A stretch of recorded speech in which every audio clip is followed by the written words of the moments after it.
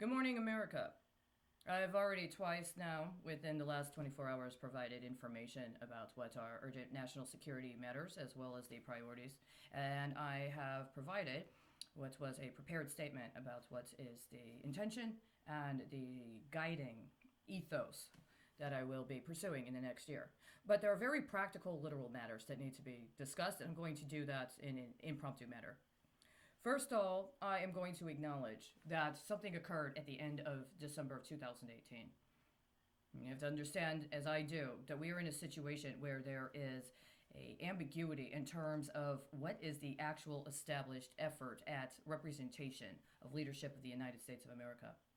I understand and operate myself with an understanding that at this time we are not in a situation where we are being led in accordance with an actual constitutionally valid government.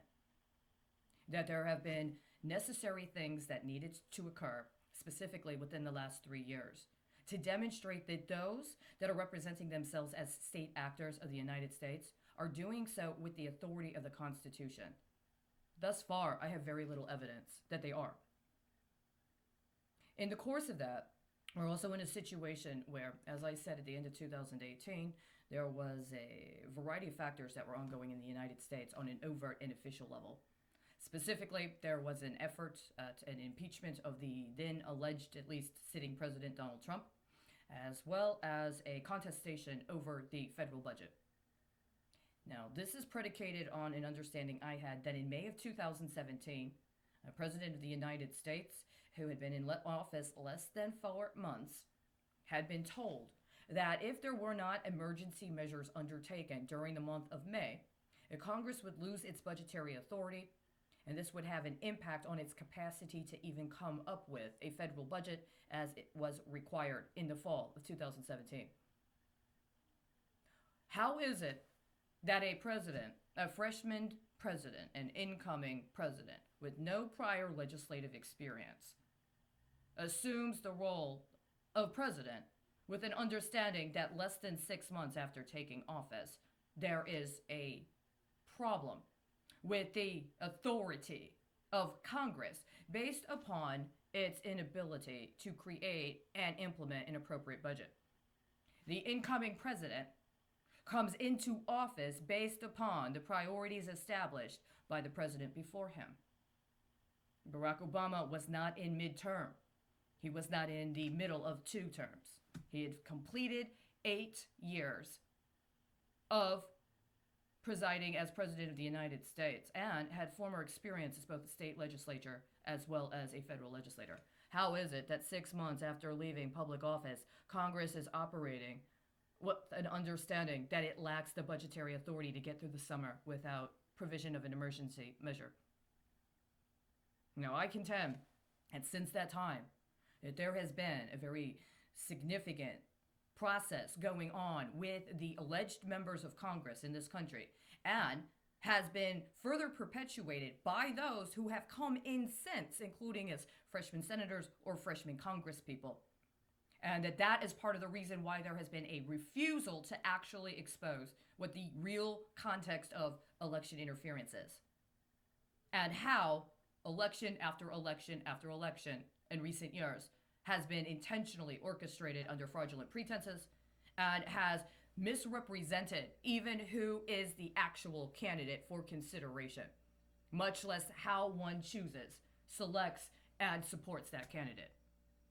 In the meantime, a number of people who were presumably legitimately qualified to hold office, regardless of what your personal perspective is on their politics, have died under circumstances that were intentionally misrepresented.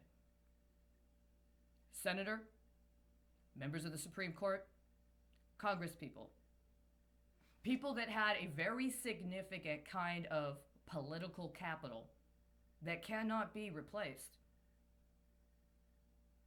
one way or another. And at the same time, what was going on at the end of 2018 was an alleged budget imbroglio discussing the payment and the manners in which federal workers' salaries were going to be paid, without exposing that Congress refused to renew the legislation that backed considerations of compensation for federal workers. In the meantime, what had happened in the years before and in the years since up until now is that Congress has taken care of the benefits associated with retirement of members of Congress, as well as revised benefits for the President of the United States. And certain federal agencies have had their retirement systems taken care of, while others have not. At the end of December 2018, there was an executive proclamation that was available on the official White House site that was only up for 2 months. It was only 2 paragraphs. And in those 2 paragraphs, it discussed how the then alleged president of the United States, and I say alleged because there has been contestation about his validity, just as there has been contestation about the current president's validity, right? And in the course of that, there was an executive proclamation that invoked aspects of the New START Treaty, specifically aspects of the New START Treaty regarding the role of the Department of State and the role of the Department of Defense. Now, at that time, I had my own understanding of the political context and did not feel favorably to either the Democrats or the Republicans or whoever they put up as their representatives. But when I saw that, my understanding was it was a form of an SOS. And if one identified it and considered the other aspects of what has been ongoing from a perspective of a SOS being sent out in an official proclamation that had to be evaluated within the context of media misrepresentation of what was going on, which was an allegation that the president had just passed an executive order that was going to close down the government and prevent federal employees from getting paid over the holidays, then there's a very different understanding of what we're dealing with now. There was no actual executive order on the White House website, as it was reported in the media and as it was reflected on in the media as having been commented on by members of Congress on the actual White House website for 2 months at least. But there were others. And so this is part of the crisis that we are dealing with at this time.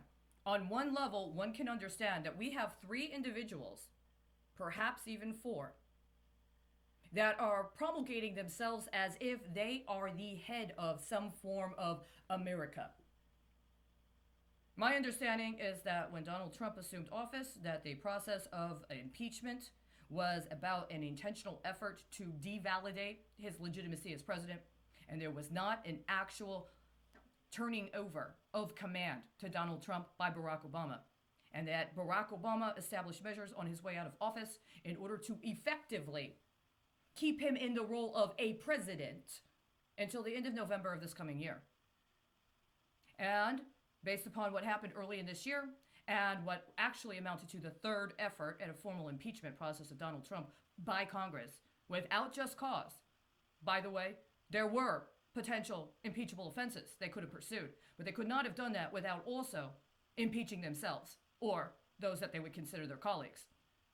And after the 3rd unsuccessful effort at impeaching Donald Trump did not turn over his office to Joseph Biden, and Biden knew. Donald Trump did not attend the inauguration. He did not make an official transfer of the office of the presidency to the person that was understood and accepted as duly elected to that office. So at this time, we have an effective false command authority by 3 people. And I contend that what's happening is they have created their own systems, and they're trying to get us to participate in a completely unconstitutional process of being culled and being pitted against each other, with an understanding that in trying to have our resource needs met, and in the course of a complete obfuscation of the political reality by those alleging to be members of government, that we will be allowed to be made available for offloading or resale as a way to cover debts that were incurred by people that intentionally undermined the federal governmental system in order to get us and our lives as their asset base to cover their asses. And that's not acceptable. Not only is it a violation of the 14th Amendment, but I contend it's a violation of the 13th Amendment. I contend that when you consciously and willingly engage in processes of attempting to alienate people from their own personal private property up to and including the products of their intellectual property and allow for somebody else to define their existence, including their access to resources, based upon claiming their actual productive capacities, as well as even their own bodily processes as they are engaged in those productive capacities as your property, either as your property as an individual or property as an organization, that you are enslaving people. Literally, you are creating people as property assets and trying to get away with saying you own them. That's slavery. It's unconstitutional. It's against pretty much every treaty arrangement we have with every other country. It's unconscionable. It will not abide one way or another. And so it is up to us to understand these political realities and to take matters into our own hands. We, right now, are the only ones that have constitutional authority to assess and determine our government. And so it's important that we educate ourselves on what the Constitution provides us with, and that we understand that there are others using it as a weapon against us. We have a right to defend ourselves. Now, in the course of this, there is an understanding that part of how this weapon is wielded is that it will, if it is allowed, abuse the judicial process and will allow for even our attempts at due process to be made into property, including property that others use in the development of weapons paradigms. And that's part of what is going on with the biological weapons paradigm that is COVID-19. It has come to my attention, and if I'm correct, I have to acknowledge that my efforts at due process have been intentionally manipulated, and rather than allowing for me, as an American citizen and somebody who has never been accused of a crime, to be able to participate in ordinary political process in order to get my resource needs met, but also to get redress for crimes that were visited against me, that somebody took my efforts and created weapons. Literally created weapons. And not only created weapons, but created a financial paradigm around which they are financing the deployment of those weapons. And let me tell you, they're really, really effective weapons. They've hit some very substantial targets. I did not consciously, knowingly, or willingly wield these weapons myself. But I cannot deny that I understand that there is a direct relationship, if I am correct, and the public information that has been made available is correct. A direct relationship between my efforts at due process and justice for me and my people, and the implications of the biological weapons regime at work now on other countries, specifically by targeting the heads of state of those countries or people in prominent positions of leadership.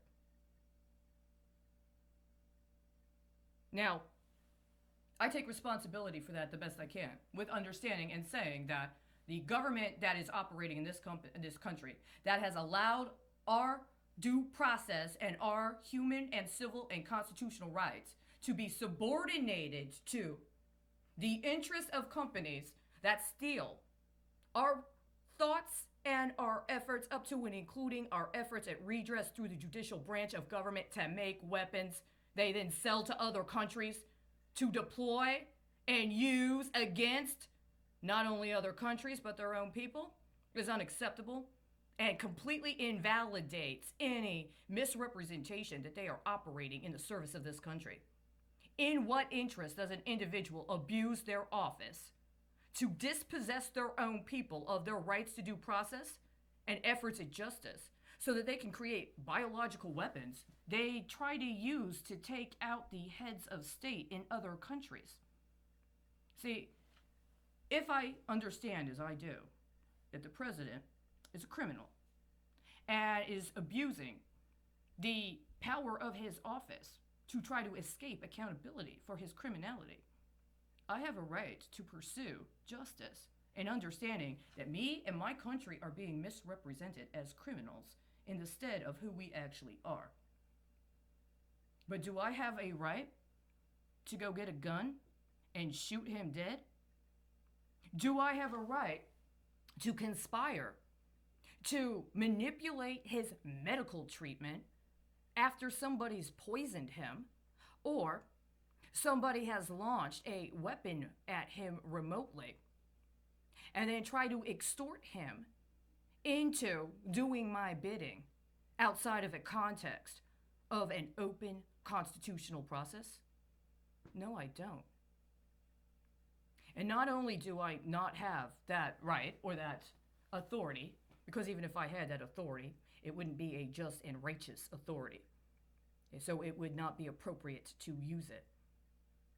But what I would be doing is dispossessing the people of my country of an understanding that they had a right and a duty to have a constitutional system that actually represents them. I don't come from a country of assassins. I don't come from a country of biological terrorists. If you do, then you're warned. Now, there used to be a time in the United States when members of Congress would call each other out for a pistol duel. I preferred to attempt to go through the constitutional process and file charges regarding infiltration by organized crime of the government and its ramifications. Somebody else decided to take that and try to operationalize some pre-existing claim on me as their property so that they could take my efforts at due process to make weapons to use against other people. They're trying to use those weapons and paradigms connected to those weapons against my people. And they're not going to get away with it. I hope you feel the same way about me. In the course of that, we need to take stock of what is going actually on in this country right now. Last year, we are at a point in time where we are at a 15-day deadline that I actually personally requested consideration of last year on April 1st. I reviewed past appropriations bills, specifically regarding the Department of Defense and the Department of Defense appropriations connected to paradigms around countering biological, chemical, and radiological weapons that were on and had already been appropriated, including for several years as part of Outlays programs before 2010. Between the 2008 and 2010 session, there were pieces of legislation that were implemented specific to appropriations for the Department of Defense regarding countering biological, chemical, and radiological weapons, as well as how to respond to escalations in narcotics activity and the appropriate, legislatively appropriate role of the Defense Department when it came to counter narcotics efforts in other countries.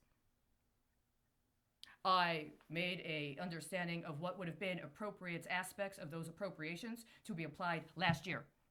But what ended up happening is what would have been appropriate interventions at the times those interventions would have been necessary were not met by the United States. They were met by private companies with state backing from China, and in one case, they were met by the Russian military. Why would my effort to contact my own congresspeople in order to implement a measure that had already been appropriated in consideration of national security end up with private companies in China and being met in consideration of a military transport to the United States? It's unacceptable, because what right now the alleged office of the presidency is doing, if in fact it is true that there is an extension of an agreement to provide weapons to the United Arab Emirates, is completely contemptible. It invokes what could potentially have been available last year, were that process itself to have been legitimate at any point in time in the last 10 years. But it's not. The time to move on actions in that accord was last year, but it's too late after they intentionally deploy a biological weapon and try to microchip your people while refusing to address forthrightly what's actually going on with the outroll of 5G. We have sanctions that have been applied on this country by both China, by the European Union, and by default, Japan, specifically concerning our electronic sector. And I am concerned that there is a period of time right now where some very, very high level activities are being commenced. I believe that the threat of a land invasion in the United States is imminent. I believe one can understand what is going on with the situation at the U.S.-Mexico border is an aspect of that. But I also do not believe it is the same as what we have coming And I have to be honest with you, without us stepping up, we don't have any leg to stand on to say it's not justified. And this is a very important matter we have to contend with. If we do not take matters into our own hands and understand our livelihoods are at stake, and there is already a regime that is not our government trying to impose upon us the conditions of slavery, what justification do we have to prevent against a foreign government or a consortium or alliance of foreign governments taking us over as their slaves?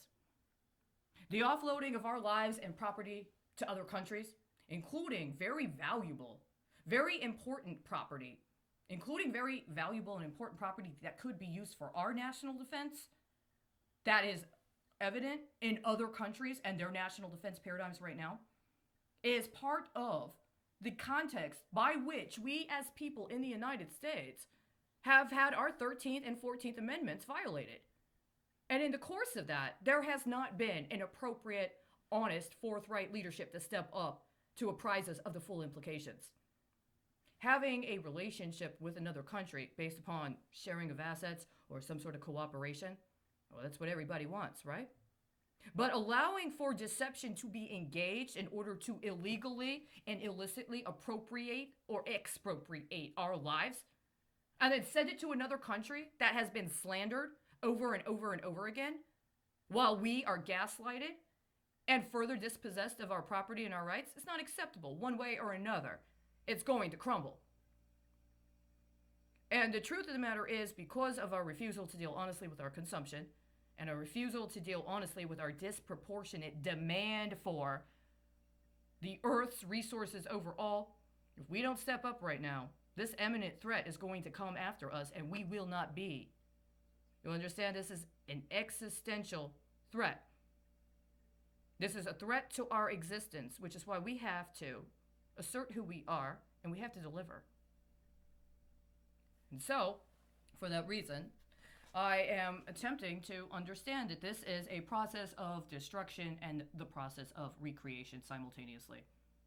I will let you know that if you are a member of the United States military, you have a duty very, very soon to establish your authority in a constitutional system. Because right now, what we have is not constitutional. And right now, what is masquerading as a replacement for actual command is not acceptable. We need these resources here. We need you to be here to defend your country. That also means we need to withdraw from Afghanistan as soon as possible. There's no reason why we could not make the May 1st deadline. As a matter of fact, it was necessary and urgent that that May 1st deadline be made. It can be made. It needs to be made. We need to withdraw from Afghanistan, if for no other reason than it is to our strategic advantage for our national defense to not have our resources over there. And we need for those resources to be in the United States so that they can acclimate and replenish themselves while we take what we have domestically and apply it appropriately in the context we have right here in the northwestern hemisphere. Now, my understanding is that other countries south of the U.S.-Mexico border are considering these matters as well. We need to be open to an understanding that they may well be going through paradigms internally comparable to the ones we are. But at the same time, I'm going to say this bluntly, and if it sounds the way it sounds, it's the way it sounds. Most of the people that are coming to the U.S.-Mexico border right now do not need to stay in the United States. But they don't need to just be rounded up, stripped down, hooked up to somebody else's digital account, and then sent back south for somebody else's hunting spree, which is what they're doing. It's unacceptable. It doesn't matter whether they send them down south or whether they keep them in the United States. That process is unacceptable. Many of these people could be future Americans. And we have some people masquerading as if they're Americans that are not. In some ways, this is a separating of the wheat from the chaff, and we need to understand it in that manner, and we need to be able to apply what we need to apply in order to see it through. And for that reason, my understanding is that these concentrated centers that are attempting to hold immigrants, especially in municipal areas like what we have right here in Texas, need to be disassembled. These are national security threats, and the people that implemented them know that. The means are at hand. There is a process and a timeline we could be moving forward on. My understanding is here in the state of Texas, the discussion was that it would be 90 days maximum that they would be held downtown. 90 days is too much.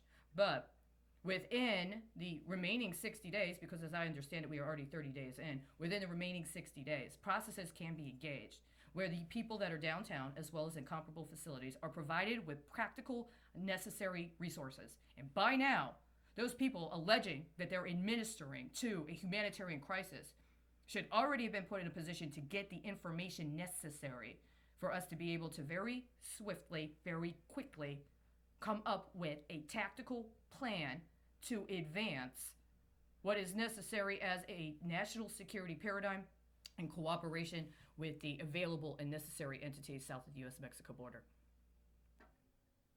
And for that reason, I have already reconfigured and I have already begun the process of identifying, or rather revisiting, what should have already been implemented at various stages within the last 3 years in order to forestall the aggregation and to forestall the escalation that we have now. But in the course of us being at the point of escalation we are in, we need to understand there are very practical matters that need to be attended to. So, I hope that you have a good day. This is where I will stop from now. It is right before 10:30 a.m. I had said I wasn't going to give my official budget priorities or speech until 10 o'clock a.m. Central Standard Time. You can consider this that, and the other 3 videos will also be a part of this. Thank you very much.